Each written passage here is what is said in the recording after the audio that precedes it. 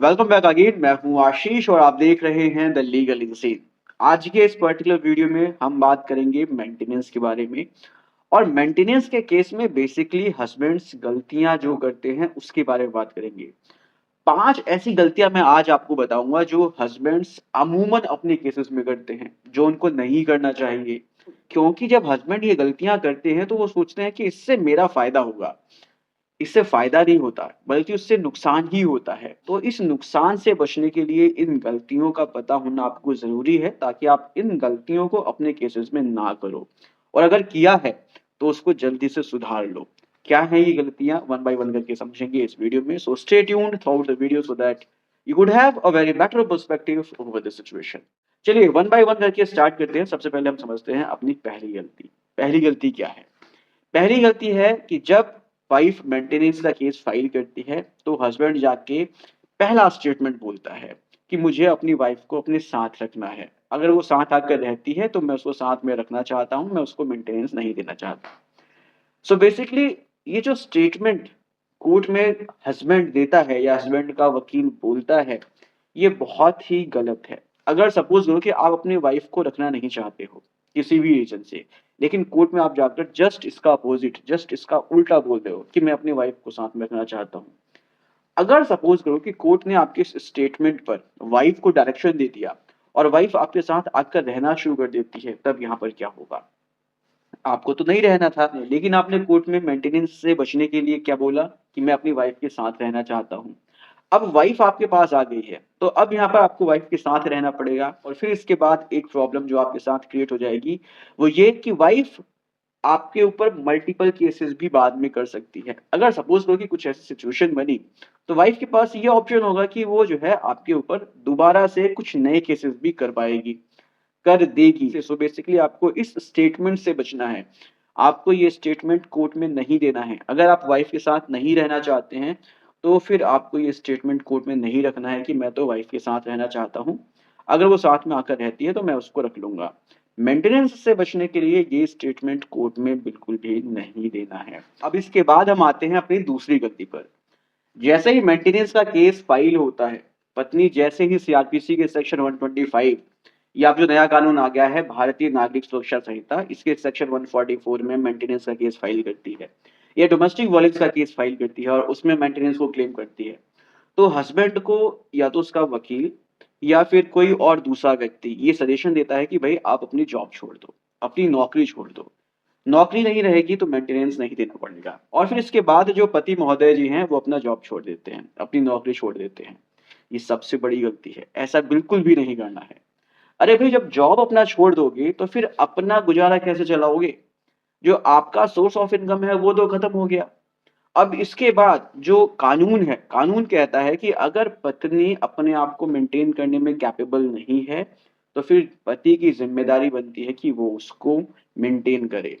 अब यहाँ पर ये एक्सक्यूज देना कि भाई मेरी नौकरी छूट गई है, मुझे नौकरी से निकाल दिया है, या पत्नी ने सपोज करो कि कंप्लेंट कर दी है मेरे एम्प्लॉयर को और मुझे नौकरी से निकाल दिया गया। सो बेसिकली ये जो है सस्टेनेबल नहीं होता है। पति की ये जिम्मेदारी होती है कि वो पत्नी को मेंटेन करे, कैसे भी करे। यहाँ पर फिर कोर्ट पति को डायरेक्शन देगा कि अगर आपकी नौकरी छूट गई है तो आप दूसरी नौकरी कीजिए, लेकिन पत्नी को मेंटेनेंस दीजिए। पत्नी को मेंटेनेंस तो देना ही पड़ेगा, इसीलिए पति को अपनी नौकरी नहीं छोड़नी चाहिए। अगर वो नौकरी छोड़ देगा तो उसका एक सोर्स ऑफ इनकम खत्म हो जाएगा। ये गलती नहीं करनी है। अब इसके बाद हम बात करते हैं अपनी तीसरी गलती के बारे में। तीसरी गलती हम ये करते हैं, कोर्ट में अपना स्टेटमेंट रखते हैं कि पत्नी अपने मर्जी से जो है चली गई है। भाई अपनी मर्जी से चली गई है तो फिर इसमें क्या प्रॉब्लम है? अगर मर्जी से पत्नी गई है तो उसके पीछे कुछ रीजन तो होगा, किसी वैलिड ग्राउंड की वजह से ही तो पत्नी गई होगी। अगर उस ग्राउंड को पत्नी ने इनिशियल स्टेज में ही कोर्ट में रख दिया और उसको प्रूव कर दिया, तो यहाँ पर कोर्ट जो है उसके ग्राउंड को देखेगी कि आखिर पत्नी जो है क्यों गई है। और वहां पर उसका जो है जो इंटरिम मेंटेनेंस है, कोर्ट उसको डिसाइड करेगी, क्योंकि पत्नी को मेंटेन करना तो पति की जिम्मेदारी है। और सुप्रीम कोर्ट ने एक बहुत ही अच्छा लैंडमार्क जजमेंट भी दिया है इसके फेवर में, रजनीश वर्सेस नेहा। यहाँ पर इनिशियल स्टेज में court basically Rajneesh versus Neha की गाइडलाइंस को फॉलो करता है और दोनों ही पार्टीज की एफिडेविट्स को मंगा लेता है। उस एफिडेविट में दोनों ही पार्टीज अपने इनकम और अपने जो खर्चे होते हैं, एक्सपेंडिचर्स होते हैं, उसका विवरण देते हैं। सो बेसिकली उसके आधार पर कोर्ट इंटरिम मेंटेनेंस बांध देता है। सो बेसिकली ये कहना कि पत्नी अपनी मर्जी से गई है इसलिए मेंटेनेंस नहीं दूंगा, ये सस्टेनेबल कोर्ट में नहीं होता है। तो ऐसा स्टेटमेंट कोर्ट में बिल्कुल भी नहीं देना चाहिए। अगर पत्नी अपनी मर्जी से गई है और उसके पास कोई वैलिड ग्राउंड है, तो कोर्ट जो है आपकी बात को नहीं मानेगा। अब यहाँ पर पति ये भी कह सकता है कि भाई जो पत्नी ने ग्राउंड्स बताए हैं वो सभी गलत हैं। तो भाई वो ग्राउंड्स गलत हैं या सही हैं वो तो एविडेंस में पता चलेगा ना। जब एविडेंस के स्टेज पर पत्नी अपना एविडेंस लाएगी और आप अपना एविडेंस लाओगे, तब वहाँ पर डिसाइड होगा कि जो पत्नी ने ग्राउंड्स बताए हैं वो सही हैं या गलत हैं।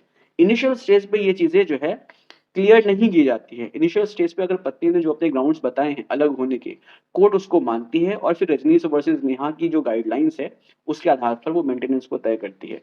तो फिर इस सिचुएशन में पति का ये कहना कि पत्नी अपनी मर्जी से गई है, ये सस्टेनेबल नहीं होता है। ये गलती जो है पति को नहीं करनी चाहिए। अब इसके बाद हम बात करते हैं अपनी चौथी गलती के बारे में। चौथी गलती क्या है? ये चौथी गलती अमूमन हर एक पति करता है। वो जो है कोर्ट में अपनी जो सैलरी है वो बहुत ही कम दिखाता है। अगर सपोज करो कि वो 50-60 हज़ार रुपए कमा रहा है तो कोर्ट में दिखाएगा कि मैं 10,000 रुपए कमा रहा हूँ। जो वो रजनीश वर्सेस नेहा का इनकम एफिडेविट फाइल करता है, वो उसमें चीज़ों को घटाकर लिखता है। सो बेसिकली देखो ऐसा करना गलत है। ये एक तरह से ऑफेंस भी है।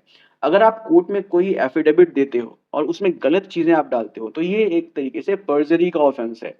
इसके लिए आपके खिलाफ एक अलग जो है केस चलाया जा सकता है। अगर पत्नी ने कुछ ऐसे एविडेंसेस कोर्ट में पेश कर दिए जो ये प्रूव करते हैं कि आपकी जो इनकम है, जो आपकी सैलरी है, वो बहुत ज़्यादा है, आपके पास सोर्स ऑफ इनकम ज़्यादा है, तो ये फिर जो है आपके अगेंस्ट चला जाएगा और जो है आपके खिलाफ पर्जरी का केस भी चल सकता है। और फिर इसके साथ ही साथ पति को ये चीज़ समझना चाहिए कि जब मेंटेनेंस डिसाइड होता है तो कोर्ट जो है पति का स्टैंडर्ड देखती है। वो बेसिकली कहाँ पर रहता है, किस जगह रहता है, उसकी लाइफ़स्टाइल कैसी है, ये सारी चीज़ें बेसिकली जो है कोर्ट देखता है। और जब कोर्ट इन सब चीज़ों को देखेगा, तो ज़ाहिर-सी बात है कोर्ट को पता चलेगा कि जो आपने सैलरी बताई है वो काफ़ी कम बताई है। तो इस तरह से पति को ये गलती बिल्कुल भी नहीं करनी चाहिए। अगर वो ऐसी गलती करता है तो पत्नी उसके खिलाफ एक दूसरा केस भी फाइल कर सकती है पर्जरी का। अब इसके बाद हम बात करते हैं अपने 5वीं गलती के बारे में, जो पति अमूमन करता ही करता है, जो उसको नहीं करना चाहिए।